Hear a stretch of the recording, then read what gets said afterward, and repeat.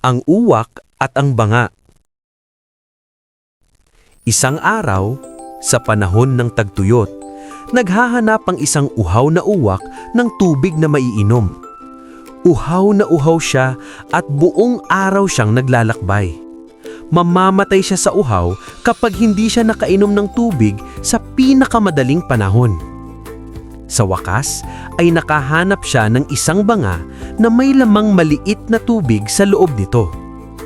Subalit ang danga ay mataas at may makitib na lieg. Kahit anong subok niya ay hindi niya abot ang tubig. Pagkatapos ay isang ideya ang kanyang naisip. Kumuha siya ng maliit na bato at inilagay sa loob ng banga. Sa bawat maliliit na bato na inilagay niya sa loob ay unti-unting tumataas ang tubig. Ipinagpatuloy niya ang paglalagay hanggang sa abot na ng kanyang tuka ang tubig at siya'y nakainom. Ang aral ng kwento, sa panahon ng kagipitan, ang talino, tiyaga at wastong pag-iisip ang susi sa pagharap sa anumang suliranin.